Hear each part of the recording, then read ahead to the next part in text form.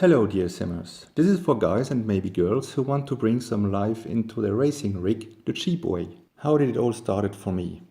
One day my mother met my father and... oh, sorry, it was too far away. Let's jump over those last 40 years, shall we? I wanted to get my racing cockpit somewhat more alive and buy a Buttkicker Gamer 2. Yeah, sorry, as I don't have the money, neither the place for a 6-motion platform system. At the end, it seemed a bit more complicated than just buying one Buttkicker, connecting and playing. I discovered things I didn't knew they exist. No, really, not joking.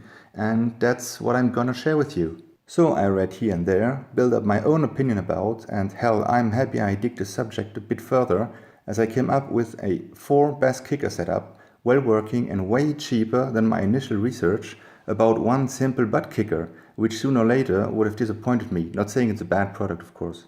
Just for you to know, the simple plug-and-play kicker would produce some sound as heard, so the vibration just comes out from the basses produced by the sim or any other game itself, or movie for home theater. Might well fit under a gamer's chair, thrilling some explosions out from a battlefield genre game. Now, for us race simmers, it's important to get the vibrations out from the car. If a spotter talks to you when you're in a race near an opponent, his voice might produce some basses too, and it would be transmitted as vibration. Do I want that? No way. I want only pure car vibration to be felt, therefore a little add-on software is needed.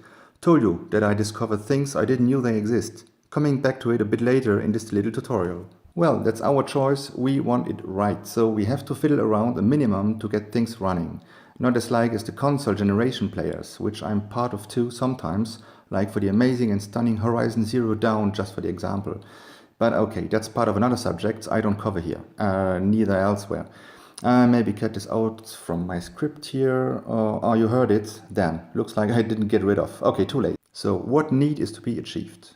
Getting some thrilling vibrations into the race simulator rig with a low budget all-in-one solution, less than 290 euros, assuming you don't need an extra sound card.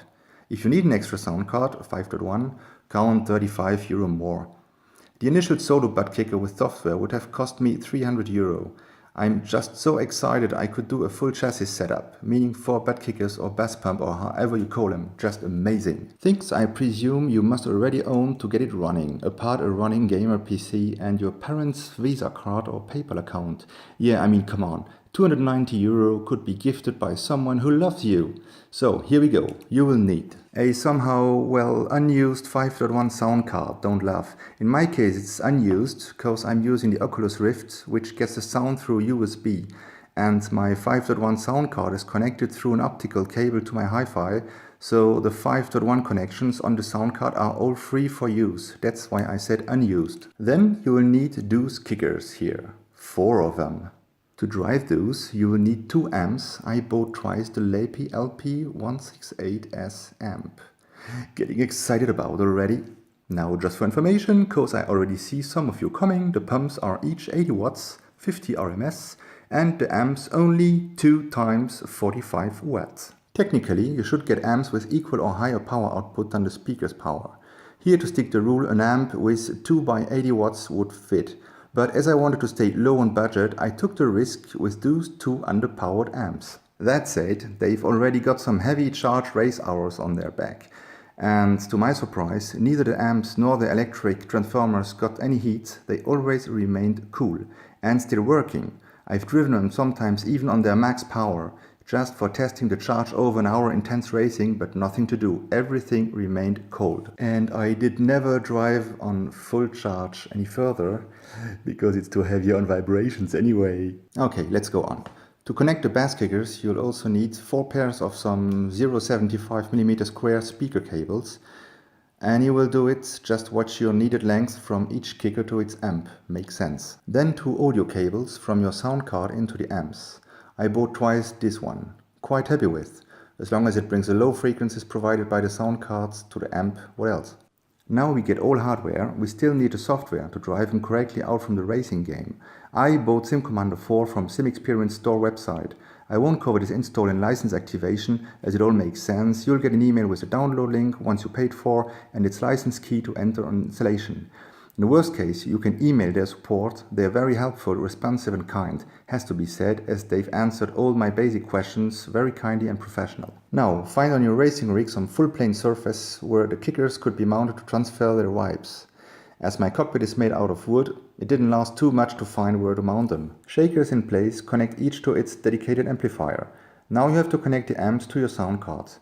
Out from the green hole into the first amp, which will drive the two front pumps, and the black ones, which drive the two back ones on the cockpit. Colors make sense later on. Once you will see the software, you will understand the green and black. To be honest, I'm not sure if every sound card respects the same colors. In the worst case, try every one until you got the right ones. Don't forget to plug the two amps and turn them on. Now the hardware is set up, let's test it with the software part. You will first need under Windows to set up the speakers as Quadraphonics. I'm under Windows 10. I let you Google if your configuration differs mine. Once set up, launch the Sim Commander 4 software. Enter the control center and travel to the setting tab. Check the SimVibe chassis and select your sound card. If all is correctly set up, you can now click on one of the four wheels and a blip could be heard out of the corresponding bass pump. Maybe you'll have to change the connectors on the sound card to find which are the right ones. Launch either Race Room or iRacing and launch a correspondent game under Sim Commander 4 2. Oh yes, other race sims like Assetto Corsa and Project Cars 2 are supported as well, if I'm not wrong. Since I tried Race Room and iRacing, I uninstalled Assetto Corsa and P-Cars 2. So I didn't test them with the shakers. And here the rumble goes. Hell, that's a new level of driving now. It will work by default, but I'm not hiding you that you might have to play a bit with do settings, frequencies and so on before getting more satisfied vibrations out of your rig. Hope my explanation were clear and easy to understand. If not, here the very short version. You need a free 5.1 sound card, 2 audio cables, 2 amps, 4 shakers, 4 pairs of speaker cables, and the Sim Commander software. One more last thing, which might be important. If you need to use more than one sound card running under Sim Commander, make sure they are from different manufacturer, as the sound drivers might collide and lead you into some troubles to get them working together. Now, often gamers have deactivated their onboard sound because they bought an extra sound card. Here you're safe to reactivate the motherboard sound function and use as output for Sim Commander. Thanks for watching. Cheers.